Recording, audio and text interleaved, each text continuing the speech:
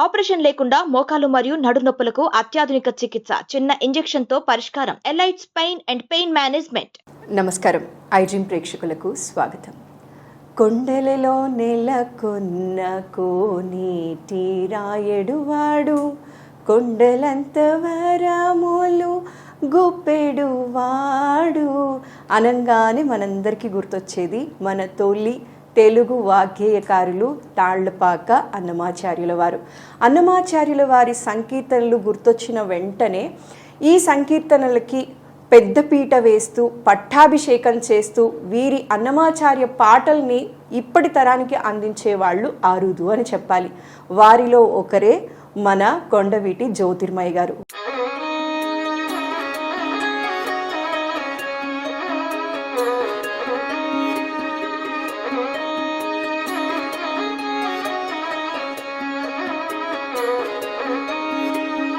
ఇవాళ అన్నమయ్య గారి జయంతి సందర్భంగా వారితో మంచి మంచి పాటలు పాడించుకొని మంచి మంచి విషయాలు తెలుసుకుందాం. నమస్కారం అమ్మ. నమస్తే అమ్మా. అమ్మ, చాలా సంతోషంగా ఉంది మిమ్మల్ని కలవటం. నాకు కూడా. తాళ్లపాక అన్నమాచార్యుల వారి జయంతి సందర్భంగా మొట్టమొదట మన ఈ కార్యక్రమం మొదలుపెట్టే ముందు మీకు ఇష్టమైనటువంటి ఆయన సంకీర్తనతో మొదలు పెడదామా అమ్మ? తప్పకుండా. మొదల శ్రీ వెంకటపతికి చేయెత్తి మొక్కిన మాత్రము లోపలనే పదిలపు షోడశదానయాగములు పంచమహాయజ్ఞంబులును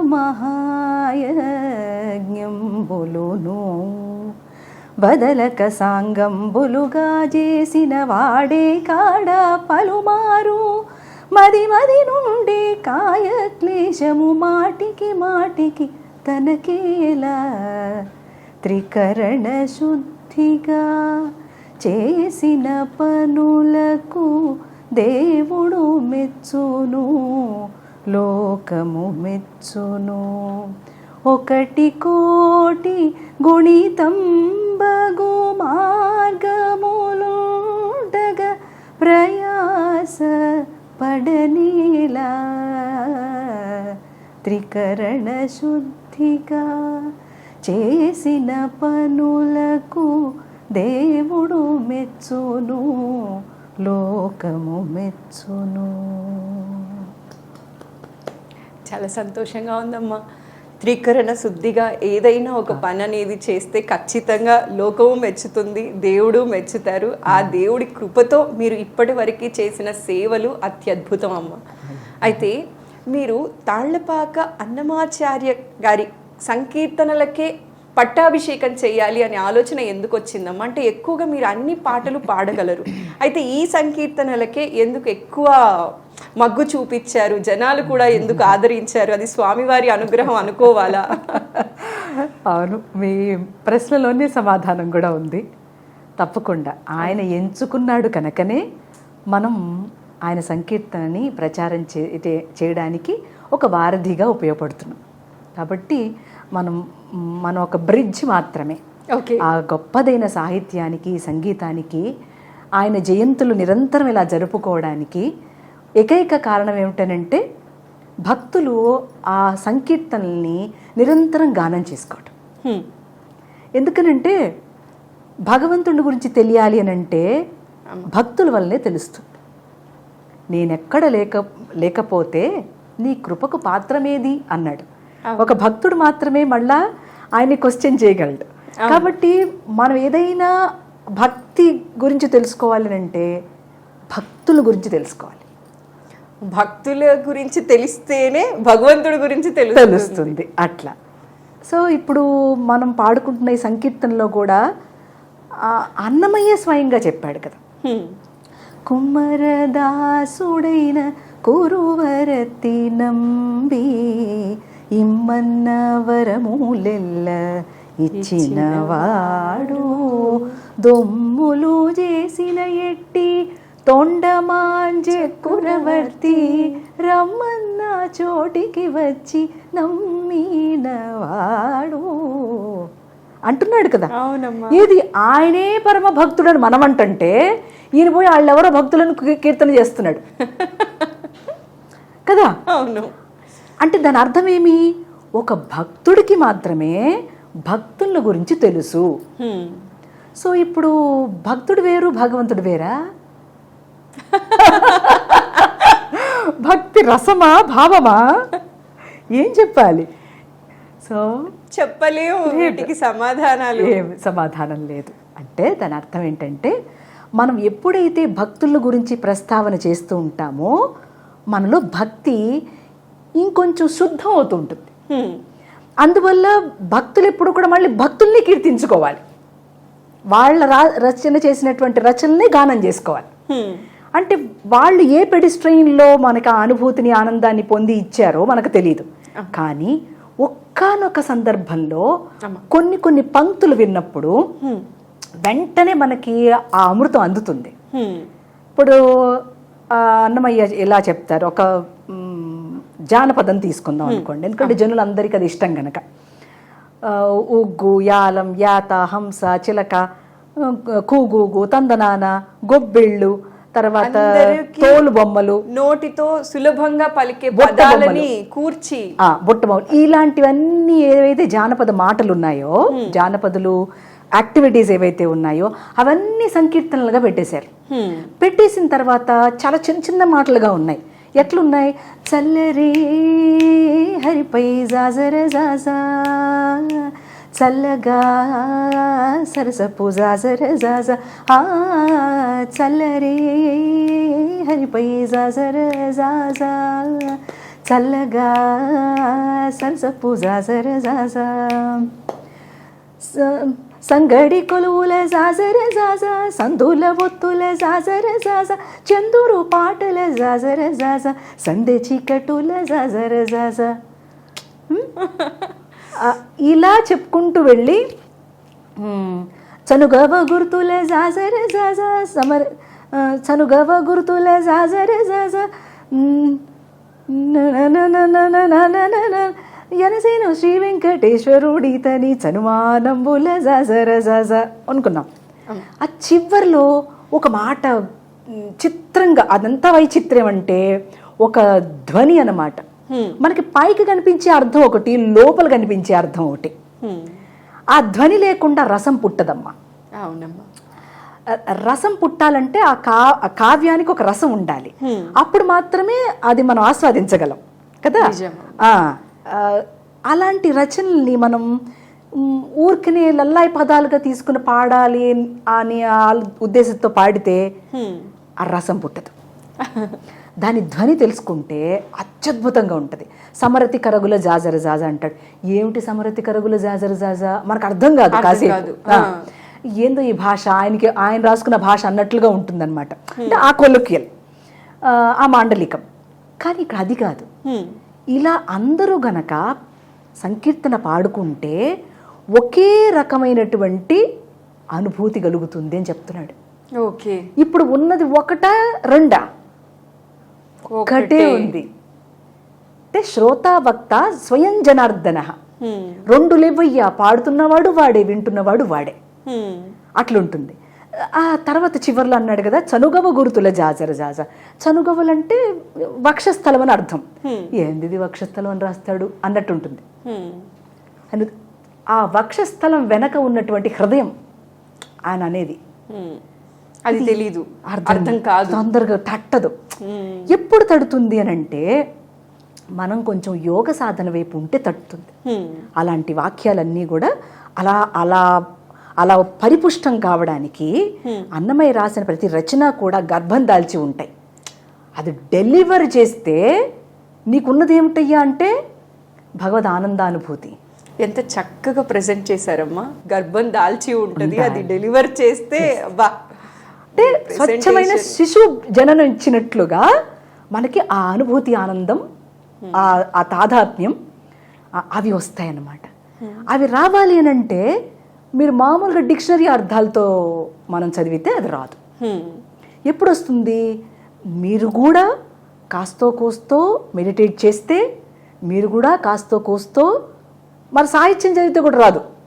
సాహిత్యం చదివితే ఏమవుతుందని అంటే తప్పు కాదు, అది నేర్చుకోవచ్చు. నేను చెప్పేది ఇది కాంట్రవర్షియల్ కాదు, వెరీ క్లియర్గా చెప్తున్నా. బాగా సాహిత్యం చదవటం వల్ల విషసేకరణ చాలా వచ్చిన తర్వాత మీకు ఆ అనుభూతి ఆనందం అందడానికి కొంత మరపు వస్తుందన్నమాట. ఓహో, మనం ఈ చదివిందంతా గుర్తుపెట్టుకుంటే రాదు ఇది ఆనందం, అది వదిలిపెట్టాలి. ఓకే, అట తెలుస్తుంది. వదిలిపెట్టకపోతే అందులో తప్పులు కనిపించే అవకాశం కూడా ఉంది. వ్యాకరణం లేదంటాం, ఛందస్సు లేదంటాం. మరి ఒక్కొక్క చోట ఛందస్సులు లేవు ఆయన సంకీర్తనకి. ఇప్పుడు ఈ కీర్తనలో ఛందస్సు లేదు. చల్లరే హరిపై జాజర జాజా అన్నారు, జాజర జాజరా అనాలి, జాజే అని వదిలేశాడు ఆయన. మరి అప్పుడు ఛందస్సు తప్ప?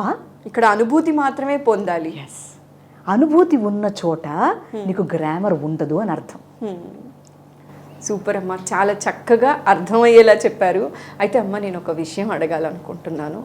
సాధారణంగా భగవంతుడికి భక్తుడికి మధ్య అనుబంధం, అనుభూతి అనేది మాటల్లో చెప్పలేమమ్మా. ప్రతిరోజు ఏదో ఒక రకంగా ఆయన అనుభూతిని మనం పొందుతూనే ఉంటాం, దేవుడికి దగ్గరగా ఉండేవాళ్ళు. ఇక మీరు ఆయన సేవలో ఉన్నారు, బోల్డన్ని సంకీర్తనలు చేశారు. ఈ బాటలో మీరు వెళ్ళినప్పుడు రాళ్ళు పువ్వులు రెండు చూసి ఉంటారు. చూడలేదు అంటే అది క్వశ్చన్ మార్కే, ఎవరు కూడా నమ్మరు. అయితే ఇలాంటి టైంలో ఎప్పుడైనా మీకు ఒక అనుభూతి చెంది, నాకు స్వామి ఈ సిచ్యువేషన్లో నాకు ఆయన ధైర్యం ఇచ్చారు, ప్రత్యక్షంగానో పరోక్షంగానో అంటే ఒక అనుభూతి చెప్పాల్సి వస్తే ఏం చెప్తారమ్మా? ఇప్పటికీ మీకు గుర్తుండిపోయిన అనుభూతి. ఇదంతా కూడా నేను ఏదైనా కల్పించి చెప్పడమే అవుతుందమ్మా. అలా లేదు నా జీవితంలో. చిన్నప్పటి నుంచి నాకు తెలుసో తెలియకో my life was divine. So నేను దాన్ని వెతుక్కుంటున్నానంటే నేను వెతకలే, అదే వెతుక్కుంటూ నా కోసం వచ్చింది. ఓకే, అది వెతుక్కుంటూ వచ్చినప్పుడు నాకు ఇలాంటి అనుభూతి అని నేను ఎట్ట చెప్పను? Every inch of my life I was seeing ఆయన స్పర్శే చూస్తూ ఉన్నా. నాకు కష్టం వస్తే ఏదో తలుపు ట్యాప్ చేసి ఎవడో వస్తాడు, ఏదో చేసేసి వెళ్ళిపోతాడు. ఓకే, ఇప్పుడు దాన్ని నేను మెరాకిల్ అన్నా, లేకపోతే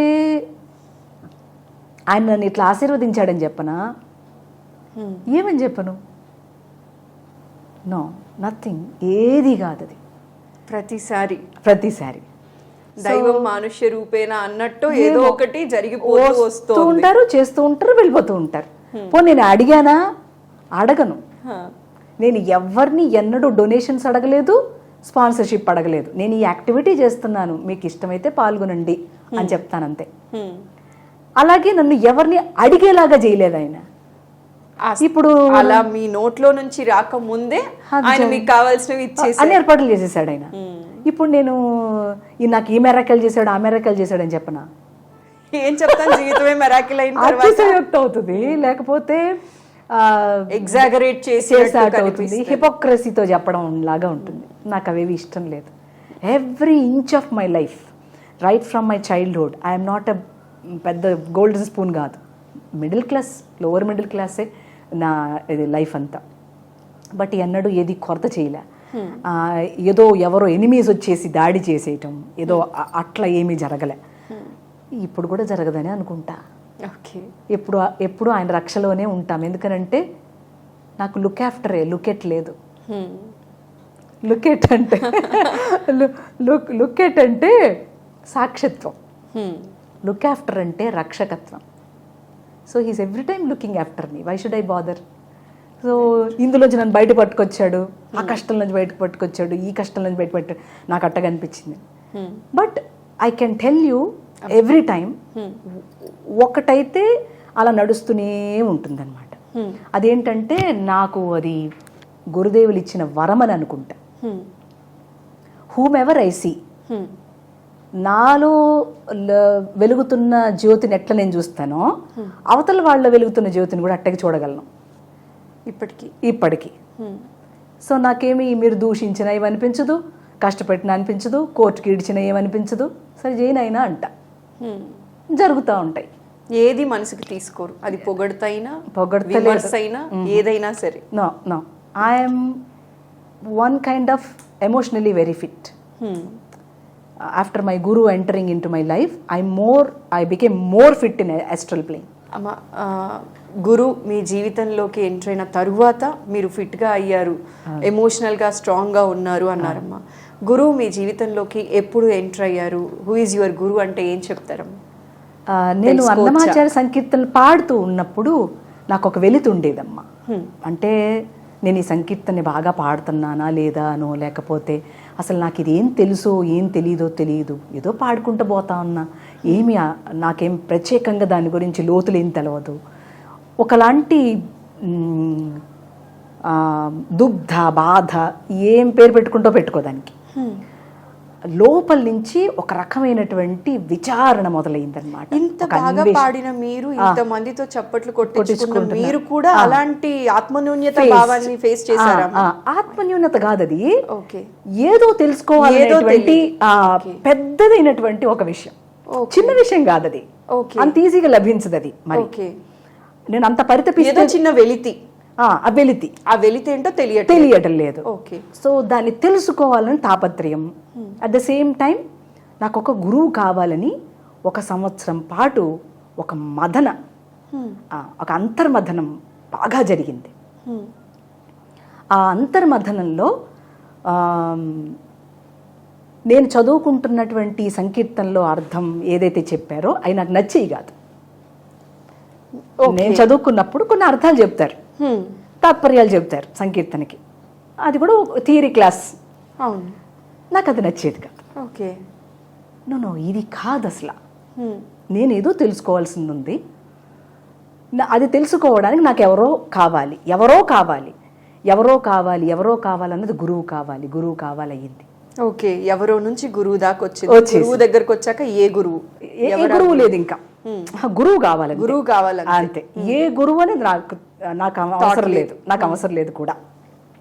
ఆ తరుణంలో నన్ను ఆధ్యాత్మంగా బాగా వృద్ధి చేసే దాంట్లో మల్లాది పున్నయ్య శాస్త్రి గారు, ఆయన నాతో కొంతకాలం ట్రావెల్ చేస్తూ కొన్ని విషయాలు నాకు చెప్పడం మొదలుపెట్టారు. పెడితే అప్పుడు ఆయన ఒకరోజు ఆయన అన్నాను, నాన్న నాకు ఇన్ని విషయాలు మీరు చెప్తున్నారు కదా, మీరే నా గురువుగా ఎందుకు ఉండకూడదు అని అడిగితే ఆయన అన్నారు, అమ్మ నేను నీ గురువుని కాదు అన్నారు. ఒక ఫోటో తీసి చూపించారు, ఈయనే నీ గురువు అన్నారు. అప్పుడు మాస్టర్ సివివి గారి ఫోటో, మాస్టర్ ఈకే గారి ఫోటో, 2 ఫోటోలు ఒకే ఫ్రేమ్లో ఉన్నాయి ఆయన పాకెట్లో. అది తీసి ఈయనే నీ గురువు అని చెప్పారు. మట్టి బుర్రకు అర్థం కాదుగా. సో అన్నాను, అదేంటి నాన్న మీరు కదా ఇవన్నీ చెప్తున్నారు, అసలు వీళ్ళు ఎవరు అన్నా. అంటే ఆయన అన్నారు, వీళ్ళే నన్ను ఇక్కడ పంపించారు అన్నారు. ఆయన అప్పుడు కూడా నాకు అర్థం కాల. అట్లా కొద్ది రోజులు పోగా దేర్ వాజ్ కలలో కనిపించినటువంటి ఒక మూర్తి అన్నమాట. వారి పాదాలని నేను శుశ్రూష చేస్తున్నా. అట్లా ఏమిట్రా అనంటే, in my past previous birth I was with master CVV అని తెలియవచ్చింది. అప్పుడు మెల్లమెల్లగా ఆయన పతంజలి యోగ సూత్రం, ఆయన మాస్టర్ ఈకే గారు రాసిన పతంజలి యోగ సూత్రం, భగవద్గీత, నారద భగ సూత్రం, whatever all the literature of master ఈకే, అవి మెల్లగా చదవటం ప్రారంభం చేశాను. అప్పుడు నాకు సంకీర్తనలో ఉన్న విషయం అర్థమైంది. ఎక్కడైతే అక్కడ వెలితి ఫీల్ అయ్యారో ఆ వెలితి తీరిపోయింది పూర్తిగా. అసలు ఇంత కూడా కొరత లేదు ఇప్పుడు, అసలు ఏ కొరత లేదు. తెలిస్తే తెలుస్తుంది, లేకపోతే లేదు. తెలవకపోతే ఆయన తెలియజెప్తాడు. అట్లా అంతటి అంటే నేను ఆ గురువుకి ఇచ్చినటువంటి ఏమో నాకు తెలియదు, పూర్వజన్మలో నేను ఏం చేసి ఉన్నాను నాకు తెలియదు. ఆయన నన్ను ఆశీర్వదించినటువంటి ఆ క్షణం నుంచి ఈ క్షణం వరకు, అంటే నేను ఆ పాయింట్ నుంచి ఈ పాయింట్ అని కూడా చెప్పను, మళ్ళా అది కూడా లేదు ఇప్పుడు నా డిక్షనరీలో. ముందు నుంచి కూడా ఆయన టేక్ కేర్ చేశారు. నాకు అప్పుడు తెలిసింది అంతే. తోస్తుందా మీకు?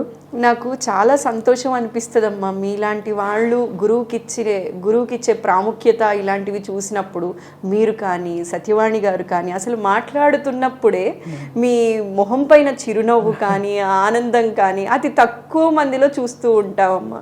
అంటే నేను అని చెప్పుకుంటున్న ఈ రోజుల్లో నేను కాదు నా గురువు అని చెప్పుకునే మీ అందరికీ నిజంగా నమస్కారం చెప్పి మేమందరం నేర్చుకోవాలమ్మా ఇలాంటివన్నీ కూడా. ఆ గురువు దయ ఎంత పటిష్టంగా ఉంటే ఇక్కడ మీ ముందు కూర్చుని ఇట్లా మేము మాట్లాడగలుగుతాం. ఈ వాక్కంతా ఆయిందే, ఈ పాట అంతా ఆయిందే అయినప్పుడు ఇంకా మా వాక్యాల ఫలానాని మేము ఎలా సంతకం చేద్దాం? లేదు అసలు లేదు. However simple we want to live, అంతే సింపుల్గా ఉండాలనుకుంటాం. ఆయన చెప్పినటువంటి మాటలు ఎక్కడా తూచా తప్పకుండా లైఫ్లో చెయ్యాలని ట్రై చేస్తాం.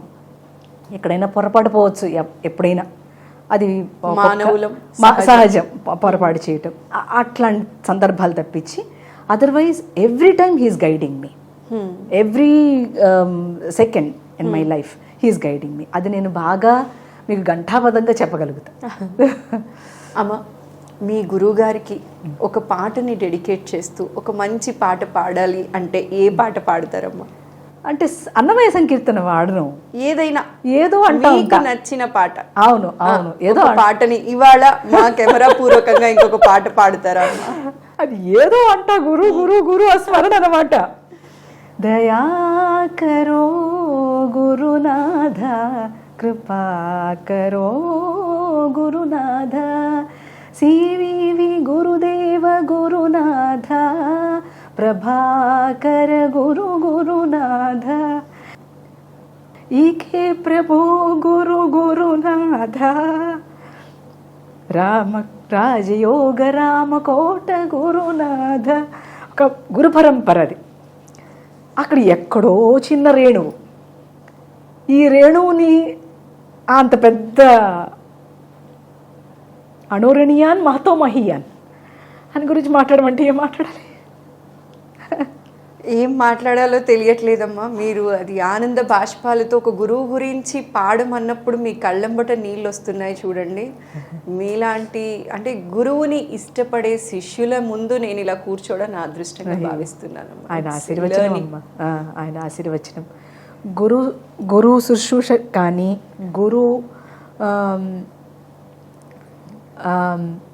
మాట కానీ ఎప్పుడు ఫాలో అవుతూ ఉంటామో, అంటే అందరినీ గురువు అనలేమమ్మా మనం. మనం సంగీతం నేర్చుకున్న ప్రతి వాళ్ళు గురువు, సంగీతం నేర్చుకున్న ప్రతి వాళ్ళు గురువు. అది ఒక స్టేజ్. కానీ the final Guru is one. నేను దాని గురించి మాట్లాడుతున్నాను. అంటే వీళ్ళంతా తక్కువని కాదు, వీళ్ళు కూడా అంతే గొప్పవాళ్ళు, అంతే అవసరం కూడా లైఫ్లో. కాకపోతే ఒక టర్న్, ఒక షిఫ్ట్, ఒక ట్రాన్స్ఫర్మేషన్ ఎప్పుడు కలుగుతుంది అని అంటే ఆ గురువు మన జీవితాన్ని ఎప్పటికప్పుడు కరెక్ట్ చేస్తూ, అంటే మెంటల్గా ఫిట్ లేని, అస్ట్రల్గా ఫిట్ లేని, ఎమోషనల్గా ఫిట్ లేనటువంటి కొన్ని విషయాలు ఉంటాయి మానవుడికి. వాటన్నిటిని ఫిట్ చేస్తూ ఉంటారు చూడండి.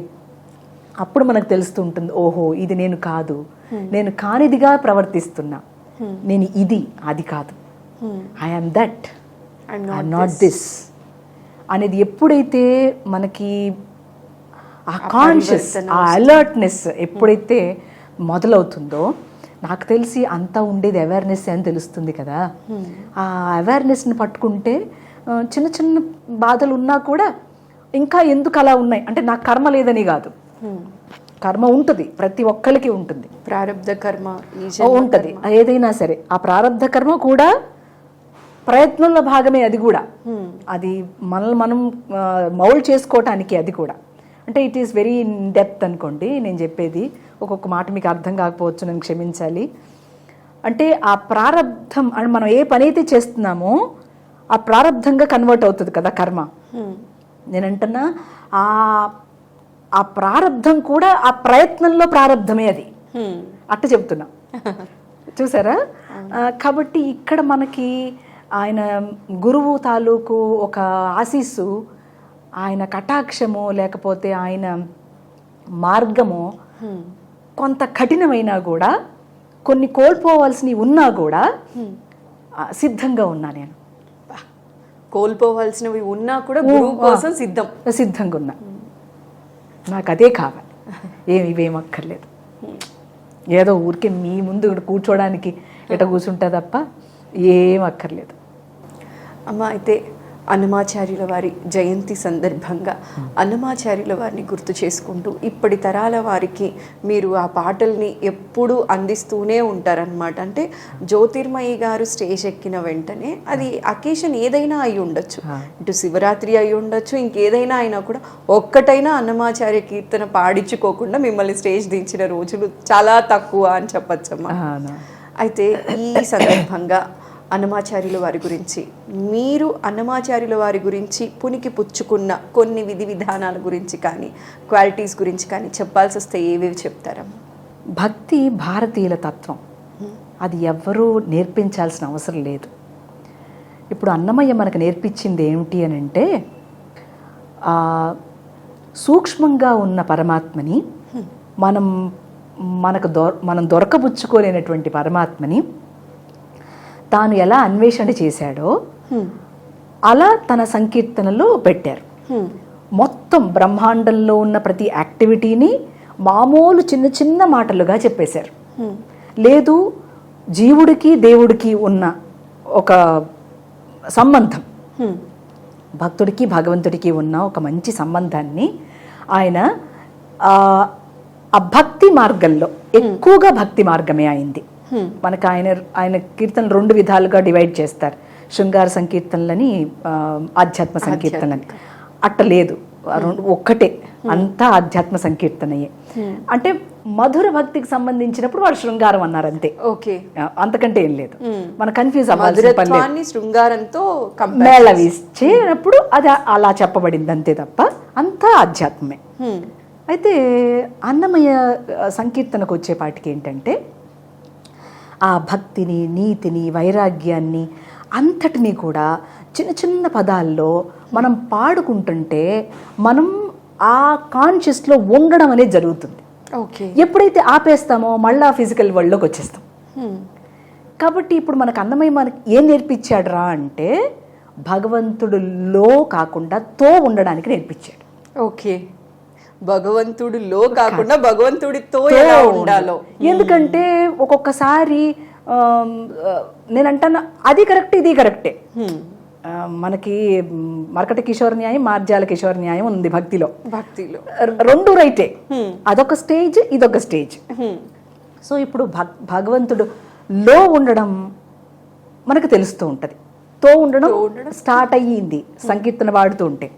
ఇప్పుడు అందులో ఉంటాం, మీకు చూస్తుందా? అంత బ్యూటీ ఉందన్నమాట ఆ సంకీర్తనలో.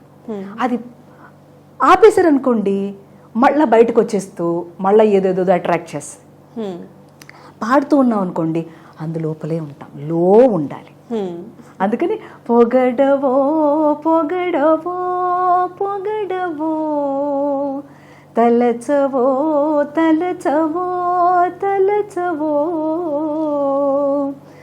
తడవవో తడవవో తడవవో, మనసా హరినామము కడు ఆనందకరము, మరుగవో మరుగవో మరుగవో, మనసా హరినామము కడు ఆనందకరము.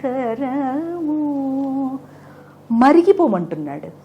ఈ మరిగిపోవడం అనే మాట ఉంది చూడండి, ఈ మధ్యకాలంలో మన తెలుగులో ఉపయోగించటంలా. మరగడం అంటే మనం తెలుగులో అంటాం చూడండి, ఆ అమ్మాయిని మరిగాడు వీడు అని, అలా. ఓకే, నామానికి మరిగిపో నువ్వుగా, మరుగు, దాంట్లో కరిగిపో. మరిగిపో అంటే కరిగిపో అని అర్థం. అందులో కరిగి ఉండు అన్న. మరి తలుస్తూ ఉంటావా, పొగుడుతూ ఉంటావా? కాదు, దాంట్లో మునిగి ఉండు. మునిగి తేలాలంటారు కదా మన వాళ్ళు, భక్తిలో మునిగి తేలదాం అంటారు కదా, తప్ప మాట. భక్తిలో మునిగి ఉండాలి, తేలకూడదు. తేలితే ఫిజికల్ వరల్డ్ వస్తుంది. సో భక్తిలో మునిగిపోవాలంటారు. మునిగిపోవడాన్ని అన్నమయ్య మనకు నేర్పాడు. ఎందుకని భగవద్గీతలో కృష్ణుడే ఇన్ని రకాలైనటువంటి యోగాల్ని చెప్పగా, ఇన్ని రకాలు చెప్పావయ్యా, నన్ను అసలు ఏం చేయమంటా అని అడిగాడు అర్జునుడు. ఇవన్నీ అక్కర్లా, భక్తితో నన్ను ఆశ్రయించి ఉండు అన్నాడు. దాన్ని అన్నమయ్య కొల్లలుగా సంకీర్తన చేసేసాడా.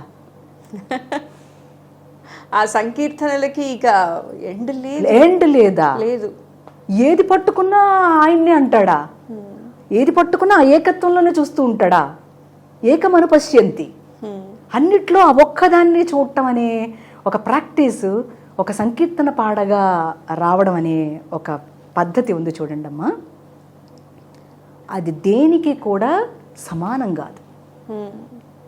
అది నేర్పేవాడు ఎవడై ఉండాలి? భక్తుడయ్యే ఉండాలి. ఉత్త రచయిత అవ్వకూడదు, ఉత్త పాట పాడేవాడు అయ్యి ఉండకూడదు. ఈ రెండు కలిగి ఉండాలి. ఈ రెండు కలిసి అపరిమితమైన భక్తి, కండిషన్ ఉండకూడదు దానికి. అపరిమిత అంటే కండిషన్ లేనటువంటి ఒక ప్రేమ ఉండాలి అక్కడ. అది వ్యామోహం కాదు, మమకారం కాదు. మన వ్యామోహాన్ని మమకారాన్ని ప్రేమ అంటాం, తప్పు. అలాంటి ఏ కండిషన్ లేనటువంటి స్థితిలో నుంచి ఆయన సంకీర్తన పాడితే 600 దాటితే కూడా మనం ఇప్పుడు ఆ కీర్తన వాడుకుంటున్నాం అని అంటే ఆ వర్డ్కు ఉన్నటువంటి వెలాసిటీ, పొటెన్షియాలిటీ అర్థం చేసుకో. చత్వారి వాక్పరిమిత పదాని తాని విదుర్బ్రాహ్మణాయే మనీషిణః గుహాత్రీణి నిహితాన్యంగయంతి తురీయం వాచో మనుష్యా వదంతి. వాక్కు 4 రకాలుగా క్రిందికి వచ్చింది. చత్వారి వాక్పరిమిత పదాని, పరాపశ్యంతి, మధ్యమ, వైఖరి. ఈ 4 వాక్కులు క్రిందికి వచ్చేటప్పుడు ఎలా వచ్చిందయ్యా అంటే తెలియదు, వైఖరిగా మాత్రమే వినపడుతుంది. ఇప్పుడు అది మళ్ళా లోపలికి వెళ్ళాలి. ఎక్కడికి వెళ్ళాలి? పరా నుంచి వచ్చినటువంటి వాక్కు మనకి వైఖరిలో తెలుస్తుంది. దీని వెనక్కి వెళ్ళాలి, ఇలా లోపలికి వెళ్ళాలి. పరా నుంచి వచ్చినటువంటి వాక్కు వైఖరిగా వస్తుందా? ఎట్లా ఇది పాసిబుల్ అని అంటే, దీని మాట నేను మాట్లాడుతున్నానంటే నాకు ఒక ఐడియా ఉండాలి వెనకాల. ఆ ఐడియాలో వెనకాల ఒక సంకల్పం ఉండాలి. ఆ సంకల్పం పైన ఆ పరావాక్కు ఉంది. ఆ పరావాక్కే ఈ మామూలు వైఖరి వాక్కుగా మాట్లాడుకుంటుంది. ఇది వైసి వెర్స నడుస్తుంటుంది. ఇది తెలిసి ఇది ఎక్కడుందట? గుహలో ఉందా? గుహాత్రీడి నిహితాన్నేంగయంతి, గుహలో దాగి ఉంది. తురీయం వాచో మనుష్యావదంతి, తురీయమైనటువంటి స్థితిలో, ఆ చివరి స్టేట్ అని చెప్పుకుంటున్నాను చూడండి, ఆ స్టేట్ ఆఫ్ మైండ్లో అది వెలువడుతోంది. ఓకే, దాన్ని తెలుసుకున్నవాడు బ్రాహ్మణుడు అని చెప్పాడు. అలాంటి వాక్కుని అన్నమయ్య మనకు రాశారు. అంటే తాను అనుభవించగా, తానుగా సంకల్పించింది కాకుండా భగవానుడే తాను ద్వారా సంకల్పింపగా అది మధ్యమా వాక్కుగా, భావం, మధ్యమా వాక్కు అంటే భావం, భావవాక్కుగా వచ్చి అది వ్యక్తమైంది. అంటే ఈ సృష్టి వ్యక్తం కావాలి అని అంటే ఎలా అయితే బ్రహ్మ వాక్కుని, సరస్వతిని బయటికి తీసుకొచ్చారో అట్లా భక్తి కావాలి అని అంటే మళ్ళీ వాక్కుని మనం తెలుసుకోవాలి. ఇది 4 రకాలుగా ఉంటుంది. దీన్ని ఇంకొంచెం విస్తారం చేయడానికి కావలసిన పటుత్వాన్ని ఈ సంకీర్తన మనకి చాలా సునాయాసంగా, చాలా సులువుగా భక్తిని అర్థం చేసుకోవడానికి ఇచ్చేసింది. ఓకే అమ్మ, అన్నమాచార్య జయంతి సందర్భంగా ఇంకొక అన్నమాచార్య కీర్తన వినాలనుకుంటున్నామమ్మా. మీరు ఎన్ని పాటలు పాడినా మాకు వినాలి అనిపిస్తూనే ఉంటుంది, అంత చక్కగా పాడతారు. ఇంకొకసారి అమ్మా, ఇంకొక పాట. దేవుడు శ్రీ విభుడని తెలియరే, సోవలనంతుని చూడరే, వెంకటనాథుని చేరరే, పావనమయ్య పొడును బ్రతుకరే జనులు, గోవింద గోవింద యని కొలువరే, గోవిందాయని కొలువరే. గరుడ గమన గరుడధ్వజ నరహరి నమో నమో నమో నరహరి నమో నమో నమో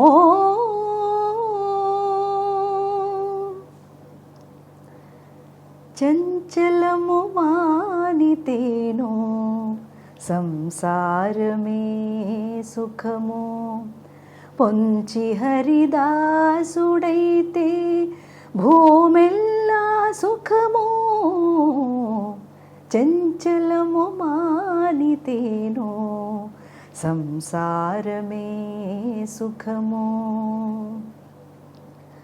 ఒరుల వేడక ఉంటే ఉన్నచోనే సుఖము పరనింద విడిచితేను భావమెల్లా సుఖము సరవి కోపించకుంటే జన్మమెల్లా సుఖమే సరవి కోపించకుంటే జన్మమెల్లా సుఖమే హరిగొలిచిన వారి అంతటాను సుఖమే చంచలము మానితేనో సంసారమే సుఖము. కొమ్మలలో కొలువైన కోయిల తీరు అన్నట్టు పాడారమ్మా. ఎంత చక్కగా ఉందో, ఇలా వింటూ ఉంటే ఇంకా వినాలి వినాలి అనిపించేంత చక్కగా ఉందమ్మా.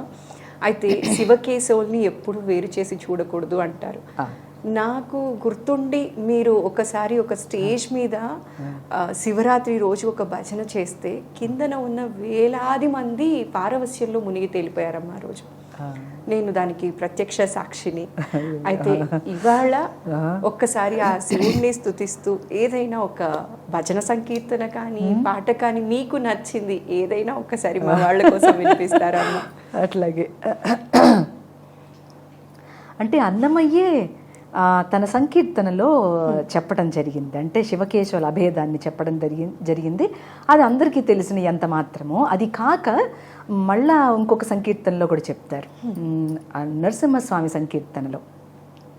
నగధర నంద గోప నరసింహ ఓ నగజవరద శ్రీ నారసింహ నగధర నంద గోప నరసింహ నవరసాలంకార నరసింహ నవనీత చోర శ్రీ నారసింహ నమక చమకహిత నరసింహ ఓ నరకాంతక జై జై నారసింహ నమక చమక హిత నరసింహ. ఆయన ఏ భేదం చూశాడని మనం కొట్టుకు చస్తున్నాం. శివుడని కాసేపు, విష్ణువని కాసేపు, ఏంది ఈ గోలంతా? అంత మహాభక్తుడికే ఏ భేదం లేకుండా అయ్యా నరసింహస్వామి తండ్రి నీకు నమ్మక చమకాలతో పూజ చేస్తున్నాం అని అన్నాడు. మీరు పురుష సూక్తం చదివినా అంతే, రుద్రం చదివినా అంతే, రెండిట్లో ఒకటే ఉంటుంది, ఏం భేదం లేదు. రూపం మారుతుంది అంతే. మనం కావాల్సిన అనుకున్న రూపాన్ని కట్టుకున్నాం, ఋషి చెప్పిన రూపాన్ని మనం చెప్తున్నాం. నేనేమంటున్నా, ఈ ఇద్దరికీ భేదం లేనటువంటి ఒక స్థితి తెలియాలనంటే ఎవ్వరు ఆధ్యాత్మ సాధన చేసినా వాళ్ళకి వన్ పాయింటెడ్నెస్ తెలియాలి. అంటే నువ్వు ఆరాధిస్తున్న గురువులో అందరి దైవాల్ని చూడు. ఓకే, లేదు నువ్వు ఆరాధిస్తున్నటువంటి దైవాలు, రకరకాల దైవాలు చెప్పుకున్నావు కదా, ఆ ఒక్క దైవంలోనే అన్ని దైవాల్ని చూడగలవు. అది సాధన చెయ్యి, అది అసలైన సాధన. కాబట్టి మనకు రకరకాల ముక్కోటి దేవుళ్ళు రకరకాల వేవరీగా ఉండిపోకర్లా. ఆ రాముడిలోనే ఆ శివుడు కూడా ఉన్నాడని ఎన్నిసార్లు చెప్పుకుంటాం మనం, ఎన్ని రకాలుగా చెప్పుకుంటాం అట్లా. సో మనకున్న అవకాశం అంతా ఏంటనంటే ఆ వన్ పాయింటెడ్నెస్ని పెట్టడమే యోగం. అంటే ఇప్పుడు కూడా నేను ఆ శివకేశవుల్ని వేరు చేసి చూడకూడదు అనే పాయింట్ ఎందుకు మెన్షన్ చేశానో తెలుసమ్మా, ఇప్పటికీ రీసెంట్గా నేను ఒకటి విన్నది ఏంటి అంటే, నేను ఎక్కువగా రాముల వారిని కొలుస్తూ ఉంటాను అన్నమాట. వాళ్ళ శివుడి గుడి దగ్గరలో అందరూ కలిసి వెళ్తూ ఉన్నప్పుడు అంటున్నారనమాట, మేము గుడికి వెళ్తున్నాం మీరు కూడా వస్తారంటే, ఏంటి ఆ క్వశ్చన్, వస్తాను కదా అంటే మీరు ఎక్కువ రాముల వారిని మొక్కుతారు కదా, ఈయన్ని మొక్కుతారా లేదా అని. ఎందుకంటే కొందరు నిలువునామం పెట్టుకునే వాళ్ళు ఈ గుడికి రారు, అడ్డనామం పెట్టుకునే వాళ్ళు ఆ గుడికి ఇంకా ఉన్నారా అట్లా అనేసి అడిగాను నేను. లేదండి అట్లేం లేదు అని చెప్పాను. అంటే ఇవన్నీ నాటుకుపోయాయమ్మా, ఎప్పటి నుంచో చాలా మందిలో ఇది నాటుకుపోయింది. అట్లీస్ట్ కంప్లీట్ గా ఇది పోయే ప్రయత్నం అందరూ స్టాండ్ తీసుకోవాలి. మీలాంటి వాళ్ళు ఇలాంటి దగ్గర ఒక్క మాట చెప్పినా కూడా కొందరికైనా సరే అది. అంటే ఇప్పుడు మరి నేను సంకీర్తన పాడుతున్నానంటే శివకీర్తన పాడలేదా? పాడుతూనే ఉన్నా కదా, పాడుతూనే ఉన్నా, దాంట్లో నాకేం భేదం లేదు. శంకర శివశంకర శివశంకర శంభో శంకర అభయంకర శివ శంభో మహాదేవ ఢమ ఢమ ఢమరు భజే శివ గణ గణ గంటా భజే ఢమ ఢమ ఢమరు భజే శంభో గణ గణ గంటా భజే ఢమ ఢమ ఢమరు భజే శంకర గణ గణ గంటా భజే భోలేనాథ్ శంభో భం భం భోలేనాథ్ శంభో. ఇది అంతా word. It is this all the sounds are the sound principle working for the entire eternity to stay in devotion. ఈ సౌండ్ లేకపోతే ఏం లేదు, ఏం లేదు. అమ్మ అందరి పాటలు వినేసామమ్మా, నాకు ఇష్టమైనటువంటి రాముడి పాట కూడా మీతో పాడించుకోవాలమ్మా. అట్లాగా రాముడి కీర్తనలు చాలా ఉన్నాయి, చాలా. ఈ మధ్య అయోధ్యకి పూర్వ వైభవం వచ్చేసింది. అయోధ్యకి వైభవం వచ్చిన తరువాత మీ నోటి ద్వారా ఐ డ్రీమ్ సాక్షిగా ఒక పాట వినాలి అనుకుంటున్నాను. చాలా మంచి మంచి కీర్తనల్ని పెద్దలందరూ కూడా చాలా మంది చేసి ఉన్నారు, పూర్వం కూడా చేసి ఉన్నారు.